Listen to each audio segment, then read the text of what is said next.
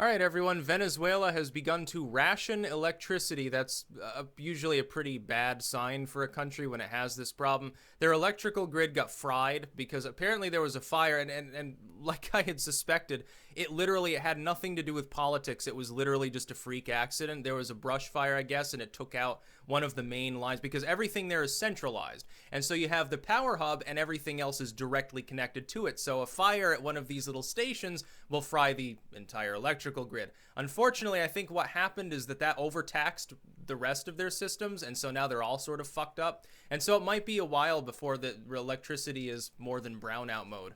Like basically, okay, you have 5 hours a day of electricity and stuff. How they'll spin it, like the real socialism crowd, they'll say, oh, glorious Maduro has made power for people, and he is generously giving it to them for free. Unlike in an evil imperialistic U.S. where you can have power anytime you want, but you have to pay for it by being productive, there you get a little bit of it just for free, just for existing.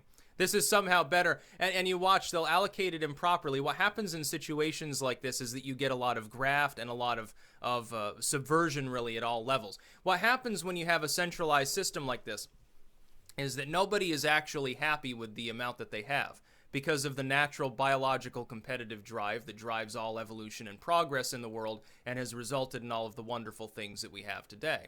Because it's impossible to do away with it, what happens is it goes underground. It's a free market suppressed becomes a black market. And so you don't have enough electricity. What's going to end up happening? Oh, my meter says I didn't get my ration, because I paid a few bolivars to the friendly electrical man who has access to the system. Hey, dial it back a little bit. Here's a bowl of rice. Get a little bit of extra power. Who cares? It's only one person doing it times several million, and this is how your socialistic empire always falls. This is why socialism will always fail, and it's funny to watch it fail. It's never funny to watch people suffer. The people of Venezuela deserve better. Become capitalists. Become more free market than the U.S. Yes, foreigners will come in and they'll own the means of production in your company during a transitionary period where they take care of your debt. And then you'll be diversified. Then you'll be able to put food on your table and shit.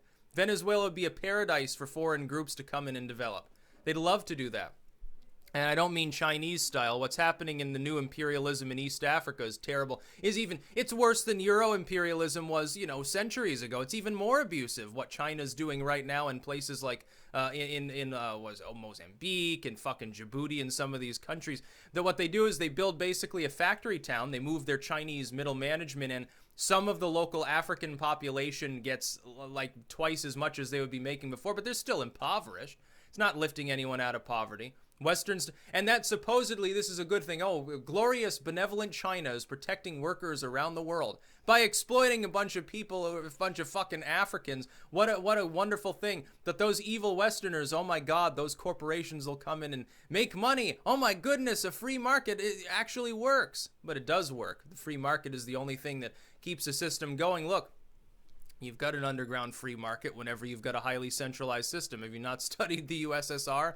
Oh, there was a very, very strong free market aspect to the USSR. It's just it was illegal.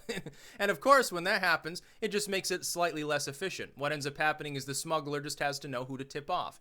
Yeah, you wanted the caviar and you wanted a pack of smokes, basically. Hey, yeah, I've got contraband in the back of my van, but you didn't see anything. I'm giving you a carton of cigarettes and some wine and shit.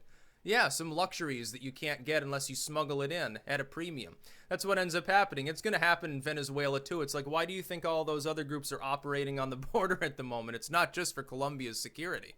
Oh, there's plenty of shit coming in and out of Venezuela. I would love to go there, like to the Colombian border, and pay someone an inordinate sum that in Venezuela would be worth years worth of their fucking money just for a crate of bolivars. Like, I know that like they're fundamentally worthless, but it would be interesting to me to literally sit here on a stack of currency.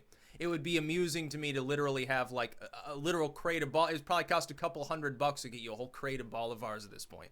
And I mean the hyper-inflated ones, too. I don't mean like the old kind.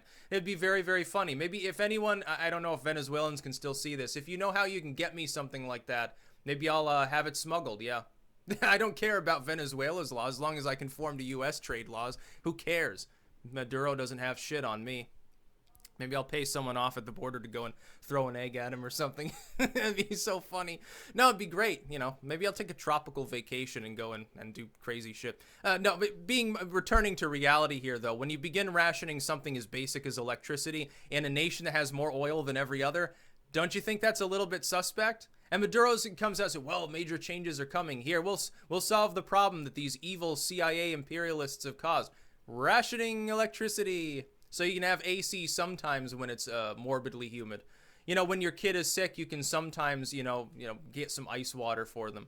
You won't be able to really refrigerate food. Electrical rationing is a really odd idea when it comes to refrigerating food. Not that you have that problem if there's no food to refrigerate, but it's like, okay, well, I kept the milk, fresh for 5 hours, but now it's kind of spoiled. But now I have sour cream, so it's, it's even. Or I made butter out of it or something. I wonder if that sort of thing actually happens down there. I wouldn't be surprised if it does. That's about all.